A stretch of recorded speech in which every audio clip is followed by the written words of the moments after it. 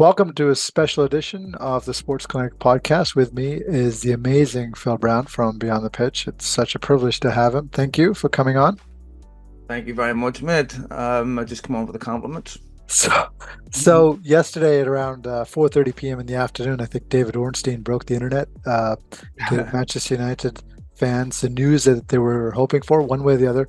Before we get to the manager, let me ask you this. Does the process matter or is it the outcome? Does it matter that they're staying with Ten Hag, or is the way they got to Ten Hag just as important? The Athletic had a piece today on how sort of that process went about. No, process definitely matters. That's indicative of how they feel about the manager, the incumbent. It would matter to me in my job. It would matter to me why did certain people arrive at the conclusion that I'm suitable for this job? And look, I can understand both sides of the argument. I can understand Ten Hag being upset at the way it went. There was clearly diversity of opinion amongst the people in that process about what they should do. I don't think they're certain about anything. They might be confident, but not certain.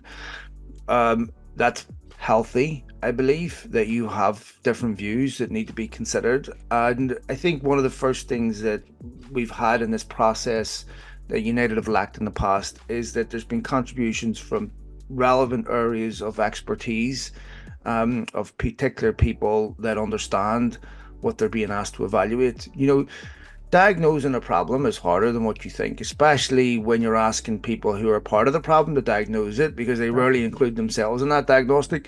So, United are in a unique position in the sense that they have these people who are not part of the previous problem, if you like, who could evaluate it without, inculpating themselves. So I think the third review, there was things that they could have done better. And people like to think things are black and white, but they're not. There was a lot of back and forth. At one point, they were certain they were going to sack Ten Hag, and in Jacob Steinberg's defense, he reported what was pretty much after Crystal Palace.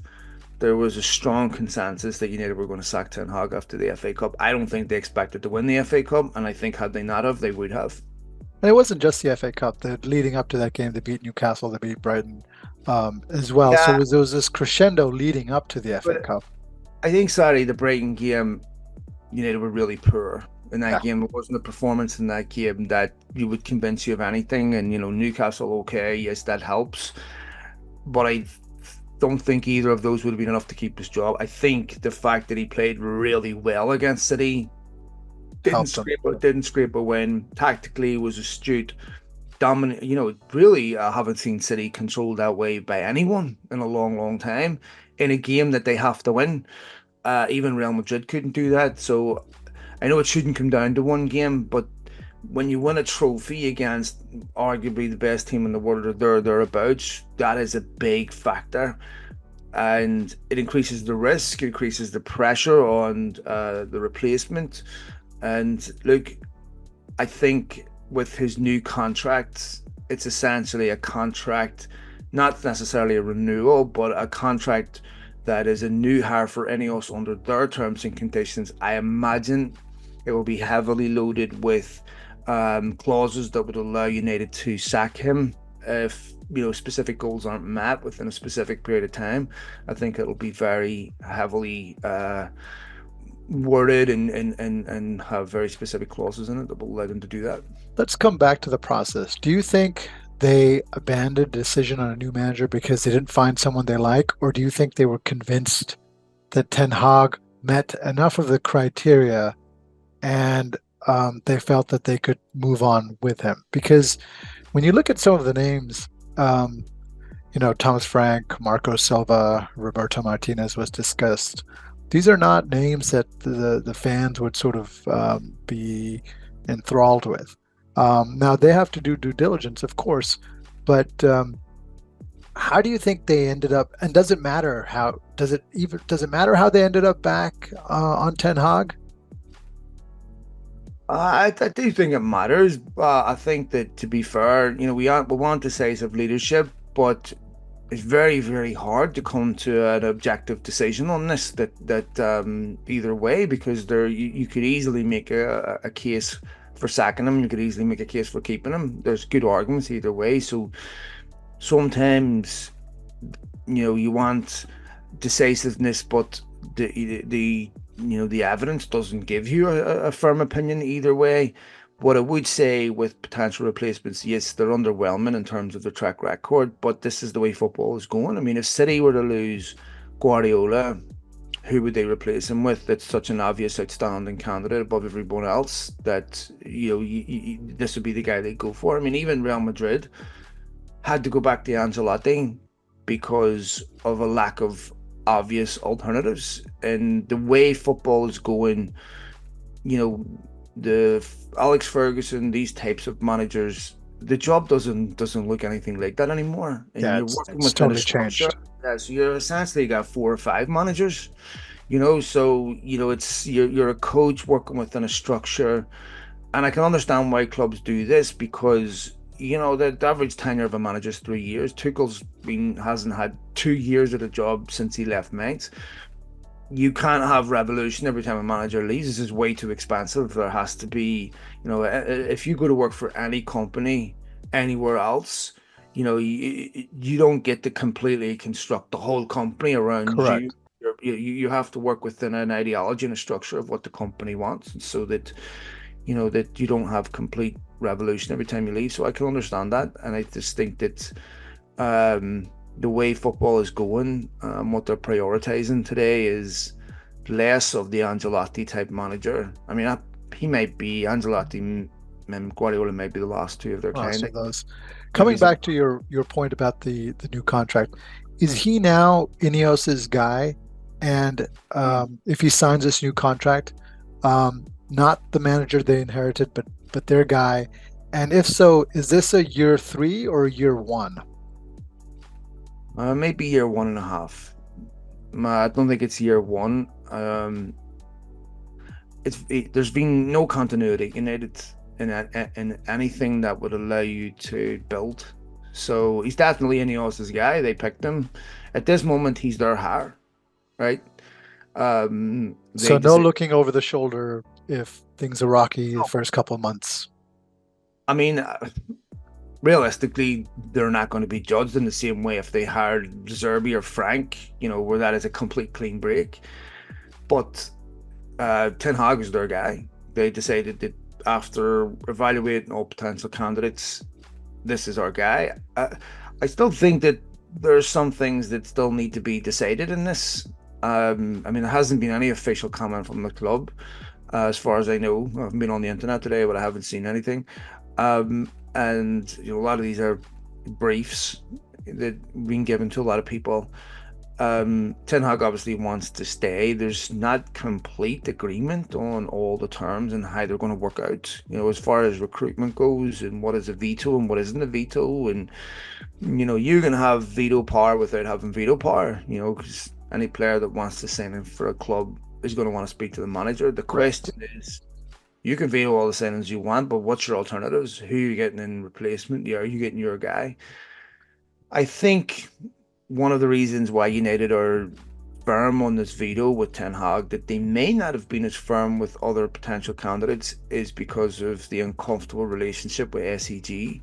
I don't think they are comfortable with players signing with SEG, and 3-4 months before they come to the football club. So I think they want to remove that. But at this point, yeah, he's their hire. So we saw in the Athletic article, and you guys have spoken about it on your podcast as well, there's a number of names on the Manchester United / Ineos board who have come to this decision. Does the buck stop with one individual, or is it always going to be sort of a team effort that makes decisions on this level?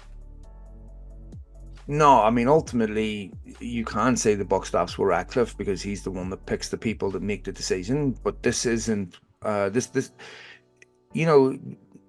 certainty in an uncertain world is difficult. I mean, ultimately, it's still coming down to human beings' opinions. So there's nobody United can hire that will guarantee they'll get this right.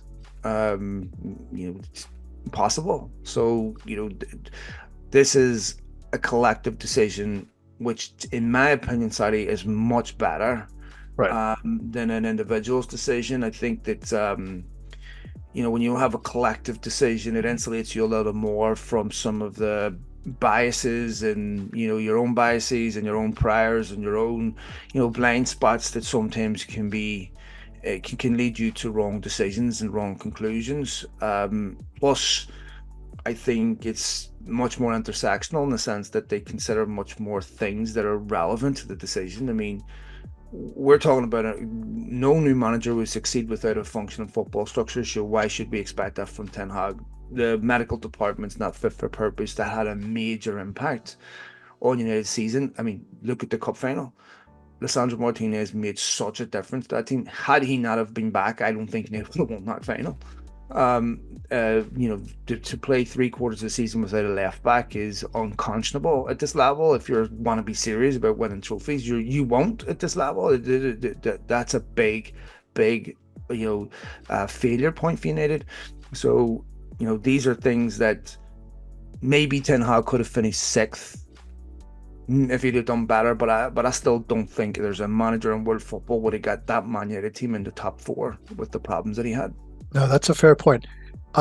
His relationship with Wilcox, and of course then with Ashworth, Barada, Dave Brailsford, how much repair is needed, or are they professionals there? Everyone wears their big boy pants and sort of moves on with it. You alluded to it in your previous podcast about some of the Shearer comments after the FA Cup. Him and Wilcox were, of course, teammates in that Blackburn Rovers Yeah. team that won the Premier League. Look, ultimately, Ten Hag, it's more important Ten Hag has a relationship with United fans, and that will be accomplished by wins. If Jason Wilcox and other people inside that football club are incapable of doing their job to the level that's expected of them because they don't like Ten Hag, that they shouldn't be there. Obviously, trust is an issue, confidence is an issue, and I think that when they're talking about a system, a structure, they would recruit the same way they would if Ten Hag wasn't there. They would do their job in the same way if Ten Hag wasn't there. At least that's what they should be doing. So, one of the things that these guys are going to find out is that anything you say can and will be used as evidence against you. So there's no such thing as off-the-cuff comments anymore that won't be put in the media. There's no such thing as, sharing personal thoughts with people that don't get disseminated. So Wilcox, etc., is going to learn very fast, and other people at that football club, Barada, Blanc, who's the temporary CEO right now, and other people, that their anonymity is gone, and United fans won't just hold Ten Hag responsible for failure; they'll hold them responsible for failure, and they're going to get judged on a lot of things. Recruitment. When you try to follow this new model of, we're not going to buy at the top end of the market. You're going to be shrewder in the market. That's okay as long as it works. But if you buy players that are underwhelming and you're trying to be shrewd and it fails, God help you. Yeah, that's sort of the needle that they have to thread. It's coming to Ten Hag. Does keeping him sort of break this player power that's been going on at Manchester United for the last few years? Because now the players know it's the same sheriff in town. He dealt with the Cristiano situation. He dealt with Jadon Sancho. Where does he go with player relationships, and how do you view the player dynamics at Manchester United moving forward based on this decision to keep him? Well, look, I think one thing that should come out of this review is an honest evaluation of Erik ten Hag of himself and ask, is there things I can do better? Relationships with your employees is absolutely fundamental to your success. They don't have to love you, but they have to respect you. And you have to be someone that they want to be successful for. So I think there's maybe some acknowledgement on Ten Hag's part that there are certain relationships and management of people that could be improved. There's no question there's players inside that dressing room that don't like him. There's players that do. It's normal. Um, and it's very difficult to judge things in 5,000 miles away about things that have happened in the heat of the moment when you're not part of that atmosphere, when you're not part of that pressure, and things happen in that environment. Look, things happen in dressing rooms all across the world with competitive athletes. Fights happen, all types of things. Um, but you need to also have the ability to unify a dressing room and have alignment towards a collective goal, because I always believe that you can tell an awful lot about a team by how they defend, not how they attack. Def Players will naturally attack you because that's individual goals, that's individual glory, that's individual, you know, uh, ego. But defending, that's different, because that's people doing things they don't want to do. That's a collective effort. That's working towards a team goal. So you can see teams that attack as individuals and they can still win games because there's moments of brilliance, but they can't win games defending as individuals because you will get beat. I think that is an issue for Ten Hag with how open they were and how vulnerable they were to attacks. I think it said a lot about the collective alignment. But this is also, sorry to give you a long answer, a responsibility of the club, because you don't play for a manager. First of all, you play for yourself, you play for your family, you play for the badge, you play for the fans, you play for the people that brought you there. The club are responsible for making sure the players on that field stay motivated and focused towards a collective goal that they were brought there for. When you're asking players who are sitting in seventh and eighth to give you 100% against Burnley so you can get in the Europa League, Conference League, that's not why they were brought there. And that's how you lose world-class players. That they're the worst players to have around when your club's doing terrible, because they just want out. Right, their motivations are different. Yeah. And one of the things I'm hoping in his contract renewal is maybe tweaking of the coaching staff. Mourinho had Rui Faria, who was the sort of the guy to put the arm around the shoulder of a player that Mourinho had just chewed out. And maybe Ten Hag needs somebody slightly different from him. He has Van de Gogh, but maybe he's too similar. And I don't know what Steve McLaren's role is, but maybe someone in addition to that coaching staff who would benefit Ten Hag and the club. I mean, with Steve McLaren's irrelevant if he has no influence or power. It doesn't matter how nice a guy he is. It's pointless going to him because you might as well come to me. So it has to be someone in a position of influence and power that has um, legitimate ability to bring about change and are sympathetic and have a different personality. I don't know much about Mitchell van der Gaag, but it is very important that your assistant, whilst you supportive of your principles and ideas, but also has a different personality, because you need that balance. It's a bit like a mother and father. You need to have both supportive of, the principles and the rules, and but have different approaches in going about it. And a kid has to have somebody they can come to in a way they can't go to the other parents. Otherwise, those problems manifest in other ways if they don't get addressed in a much more toxic ways. So I think that it's really difficult, Sadly, managing a group of people. It's difficult managing yourself and your own personal issues, but managing 22 athletes, and making sure that they're committed to a collective goal and that they're psychologically all right is very, very difficult to do. Let me ask you this. There's a report today in the Mail about how some of the managers were turned off by the lack of transfer kitty. Mm. When you, if you put this in the context of Bruno wanting to know that the club is going to meet his ambitions, Hmm. Ten Hag himself is an ambitious manager. Yeah. This is a crucial transfer window for Ineos, but they also have to thread the needle, because how do you balance getting players who want to take the next step up versus players who are ready to immediately compete at the highest levels of the Premier League and sort of compete for top four. Yeah, Um, well, so to me on this issue, this is where Ten Hag can return the serve and say, you can want to win football games and you can want to play a certain way. Everyone does. But if you don't give me the players to do it, this is just talk. I mean, now there's a responsibility on any of us to make sure that Erik ten Hag or any manager of Manchester United has the players to do what you're asking him to do. So that requires huge investment. Now, if you read the Athletic article, which is written by Laurie Whitwell, which is exceptionally, Laurie's exceptionally well informed, the transfer budget is, I don't want to say parsimonious, but it's modest, around 64 million net, 65 Yep. million net. Obviously, United are trying to sell players like Mason Greenwood. Ten Hag has lowered the wage bill at United by about 100 million a year. He hasn't been able to replace backroom staff. Um, United will need significantly more than that. I think that they'll be much more ruthless in how they sell players. I think that a lot of those fringe players, like the Palestris, like the Mesbries and stuff, they're going to sell them. They got Brandon Williams has moved on. Brandon Williams was on exorbitant amount of money. Rafael Varane was on an enormous amount of money. They're going to look to move Casemiro on.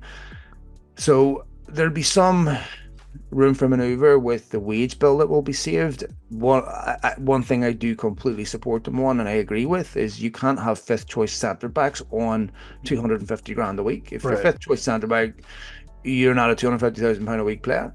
So I think that when it comes to ambition, they're going to have to invest properly to make sure that Ten Hag has a chance to deliver. And the thing is that I expect Liverpool to drop off this season. I don't think Arne Slot's going to hit the ground running right away.